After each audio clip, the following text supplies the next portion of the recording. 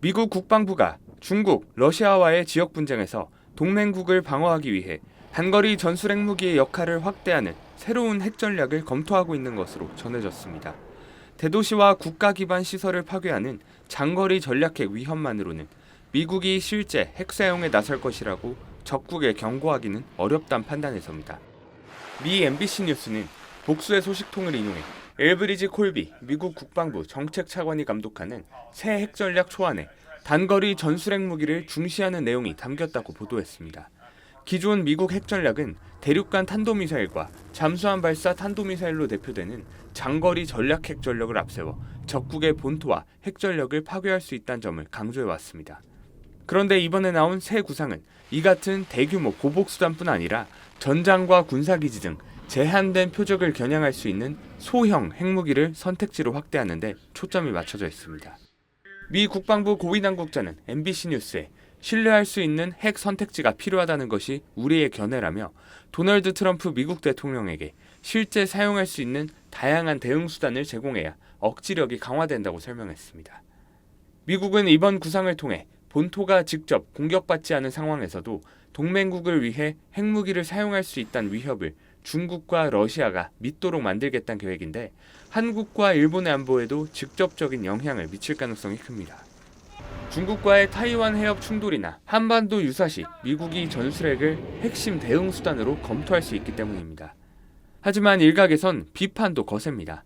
전술핵은 전략핵보다 위력이 작고 공격 범위가 제한돼 자칫 트럼프 대통령이 쉽게 사용을 결정할 경우 오히려 핵전쟁으로 번지는 위험성은 더 커질 수 있다는 겁니다.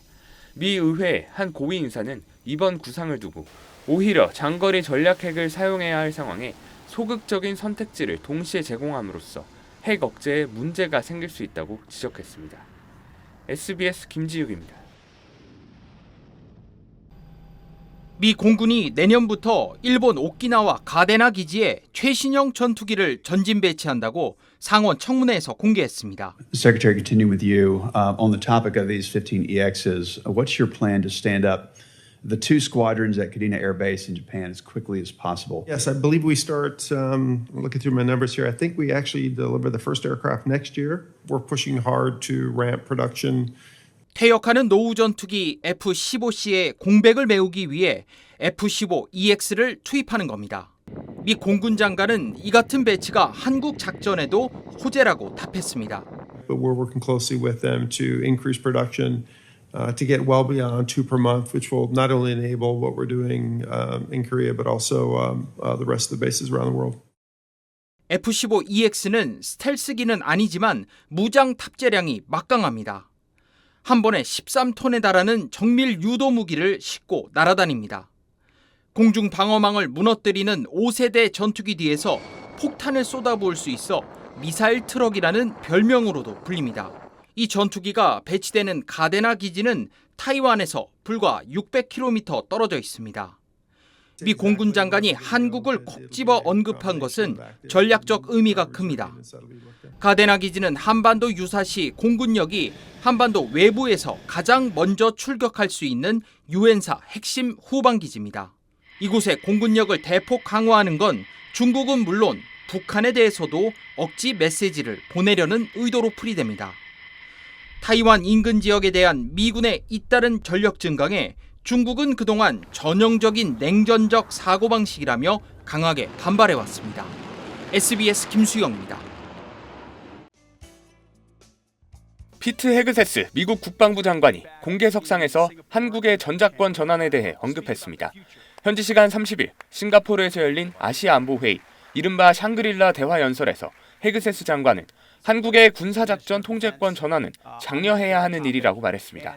Frankly, it's a breath of fresh air for an ally to want to take more control more quickly.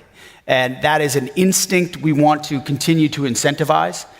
지난달 20일 브런슨 주한미군 사령관이 미 하원 군사위원회에 나가 전작권 전환 시기를 2029년 1분기 이내라고 언급했다는 사실이 알려진 이후 전작권 전환과 관련한 미국 측의 첫 언급입니다. 또 국방비 증액을 약속한 한국을 공개 칭찬하기도 했습니다.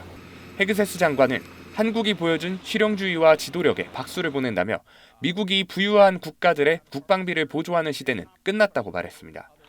앞서 지난해 11월 한국과 미국은 한미 정상회담 공동 팩트시트에서 한국 국방비를 GDP의 3.5%로 늘린다는 계획을 명기했습니다. 중국에 대한 견제도 빼놓지 않았습니다. 헤그세스 장관은 중국의 역사적인 군사력 증강과 아시아 태평양 지역에 확장되는 군사적 활동에 대해 정당한 경각심이 있다고 말했습니다. 그러면서 어떤 패권국이 태평양을 지배하게 되면 지역 세력 균형이 무너질 것이라며 우리가 추구하는 것은 미국 국민과 우리 동맹국 모두에게 이익이 되는 안정된 평행 상태라고 말했습니다. 다만 이 지역에서 불필요한 대립을 원하지 않는다며 중국과 정면 충돌은 피하려는 자세를 보였습니다. 이란 전쟁과 관련해선 미국이 충분한 무기 비축량을 보유하고 있어 전쟁을 재개할 능력이 충분하다고 말했습니다. SBS 김지욱입니다.